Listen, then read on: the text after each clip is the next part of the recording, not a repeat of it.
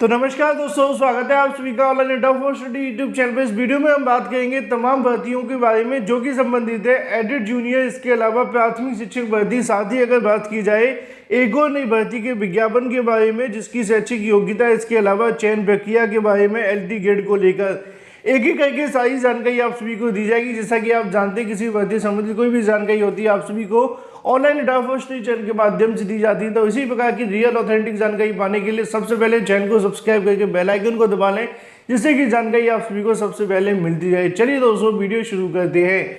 शुरुआत करेंगे पहली अपडेट के साथ जो कि संबंधित है एडिट जूनियर शिक्षक भर्ती को लेकर। एडिट जूनियर शिक्षक भर्ती का जो मामला है वो काफ़ी ज़्यादा गंभीर है, आप जानते हैं। इसके अंदर कहीं ना कहीं बहुत सारी भिन्नताएं देखने के लिए मिली। कई अभ्यर्थियों के नंबर कम कर दिए गए। जब अभ्यर्थी इस शिकायत को लेकर पीएनबी पहुंचे तो पीएनबी ने ज़्यादा ध्यान नहीं दिया। तमाम ज्ञापन सौंपने के बावजूद भी पीएनबी ने इस बात को स्वीकार नहीं किया कि आपके जो नंबर हैं वो कम किए गए हैं। अंत में क्या हुआ वो आप जानते हैं कि मामला कोर्ट में गया। कोर्ट में जाकर ये कहा गया कि छात्रों के नंबर कम हुए हैं तो रिजल्ट दोबारा से रिवाइज किया जाए। अब उसी को लेकर यहाँ से जो मामला है वो देखने के लिए मिल रहा है। यहाँ पे आप सभी को देखने के लिए मिलेगा कि रद्द होगा जूनियर हाई स्कूल शिक्षक भर्ती का परिणाम, उसके बाद आएगा नया परिणाम। नीचे लिखा हुआ है कि प्रदेश के शासकीय सहायता प्राप्त एडिट जूनियर हाई स्कूल कराई गई शिक्षक भर्ती परीक्षा का संशोधित परिणाम तैयार कर दिया गया है और संशोधित परिणाम जारी करने को लेकर पहले घोषित परिणाम को रद्द किया जाएगा। इसके बारे में अगर आपको याद होगा तो 15 दिन पहले मैंने आपको बताया था कि पीएनबी के माध्यम से कहा जा रहा है कि पहले वो पुराने परिणाम को सरकार रद्द करे। जब शासन पुराने परिणाम को रद्द करेगा तब हम नया परिणाम जारी करेंगे। और 15 दिन बाद आपको समाचार पत्रों में वही जानकारी मिल रही, क्योंकि मैंने आपको पहले बताई हुई थी, लेकिन अभी तक शासन ने कोई आदेश ही जारी नहीं किया। नीचे आप सभी के सामने लिखा है उत्तर प्रदेश सचिव परीक्षा नियामक अधिकारी सचिव का प्रस्ताव लंबित है। जैसा कि आप जानते हैं कि शासन को प्रस्ताव भेजा गया था, लेकिन अभी तक शासन ने मंजूरी नहीं दी है। इस मामले में हाईकोर्ट के अंदर 17 अगस्त को सुनवाई प्रस्तावित है। ऐसे में पीएनबी ने 17 अक्टूबर 2021 को परीक्षा करवाई थी। इसका परिणाम 15 नवंबर को घोषित कर दिया गया था। कुछ अभ्यर्थियों कम अंक के चलते मामला न्यायालय में चला गया और न्यायालय में जाने के बाद सरकार से कहने की इस बात को कहा गया कि आप जाकर इसके जो संशोधित परिणाम है वो जारी करें। फिर सरकार ने आदेश जारी कर दिए, लेकिन अब परिणाम जारी होने के लिए अभी तक संशोधन नहीं मिली है शासन की तरफ से। अगर शासन मंजूरी दे दे तो एडिट जूनियर भर्ती का परिणाम जारी हो जाएगा। फिलहाल मामला ये है कि सरकार की अभी तक मंजूरी नहीं मिली है। अगर सरकार मंजूरी देगी तो पुराने परिणाम को पहले रद्द करेगी, फिर पुराना परिणाम रद्द करने के बाद में नया परिणाम जारी होगा।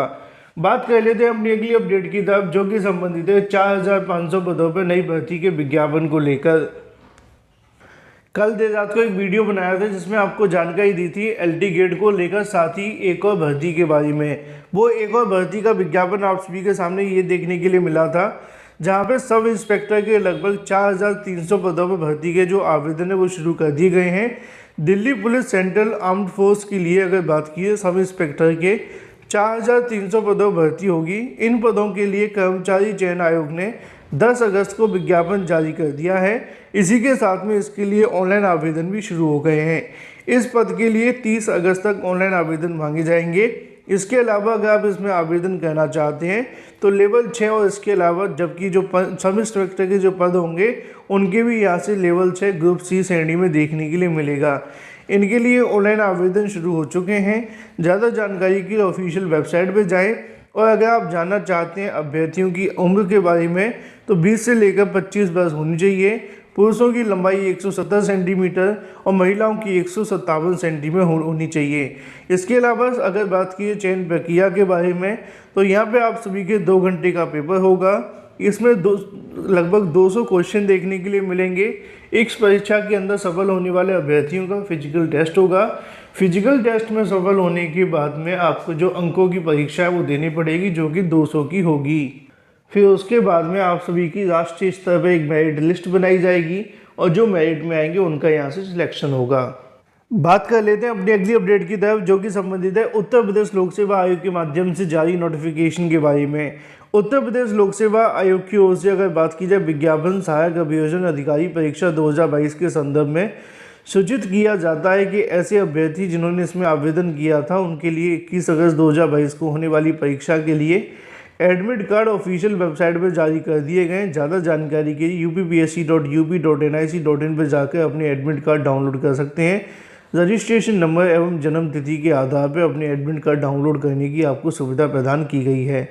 बात कर लेते हैं अपनी अगली अपडेट की तरफ, जो कि संबंधित है प्राथमिक इसके अलावा एलटी गेट को लेकर। एलटी गेट के बारे में कल देर रात को मैंने आप सभी को जानकारी दी थी कि अभ्यर्थी ने मुलाकात की है शिक्षा निदेशक के साथ में, जहां पे मांग की गई कि एलटी गेट शिक्षक भर्ती का जो विज्ञापन है वो तत्काल प्रभाव से जारी किया जाए और जो भी योग्यता से संबंधित विवाद है उसको खत्म कर लिया जाए, जिससे कि आगामी समय के अंदर आने वाली भर्ती का जो रास्ता है वो साफ हो। शिक्षा निदेशक के माध्यम से तो यहाँ पे कहने की आश्वासन दिया गया कि एलटी गेट शिक्षक भर्ती को लेकर जो भी यहाँ से विवाद हैं उनको त्वरित रूप से जो निस्तारित है वो किया जाएगा। लेकिन अभी भी बहुत सारे सवाल हैं, लेकिन उससे पहले आप इस इमेज को देख सकते हैं। यहाँ पे अभ्यर्थियों के माध्यम से मांग रखी गई कि एलटी गेट शिक्षक भर्ती को लेकर जो पुराने मामले लटके हुए उनको पूरा किया जाए, चाहे वो नियुक्ति से संबंधित है 2018 की या फिर नई भर्ती को लेकर। नई भर्ती के संबंध में उन्होंने क्या कहा वो आप सभी यहाँ से देख सकते हैं। उनका कहना है कि नई एलटी गेट शिक्षक भर्ती के नए विज्ञापन के लिए जीआईसी प्रवक्ता 2022 के नए विज्ञापन के लिए जो समकक्ष योग्यता का विवाद है उसका समाधान यथाशीघ्र किया जाएगा। अगर बात की जाए नए विज्ञापन के बारे में तो अतिशीघ्र विज्ञापित हो सके, इसको लेकर भी शिक्षा निदेशक ने भरोसा दिलाया है। मुद्दा यह है कि भर्ती का विज्ञापन कब तक जारी होगा। देखो, विज्ञापन को लेकर दो बातें आपको पता होनी चाहिए। पहला, ये मामला न्यायालय में चल रहा है, दूसरा सरकार के पास लंबित है। अगर यहाँ पे सरकार के पास में आ जाता है कि भाई योग्यता को लेकर आप ऐसे ऐसे निर्धारण कर लो तो विज्ञापन जारी हो जाएगा, या फिर कोर्ट के माध्यम से कोई आदेश दे दिया जाता है तो उसके आधार पर नई भर्ती का विज्ञापन जारी हो जाएगा।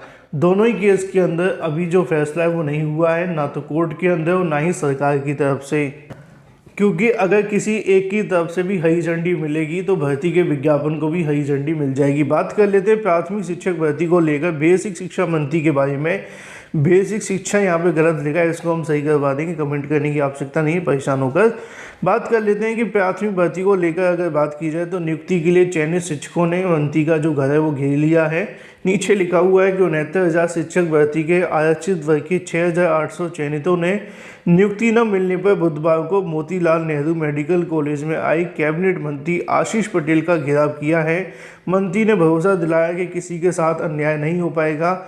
चयनित अभ्यर्थी लक्ष्मीकांत यादव और इसके अलावा अनुप्रिया पटेल माही और भी तमाम यहाँ पे लिखे हुए हैं, लेकिन मंत्री के अंदर यहाँ पे बदलाव है। मंत्री देखकर शिक्षा मंत्री लगे, लेकिन दूसरे मंत्री हैं उसको भी हम करेक्शन करा देंगे।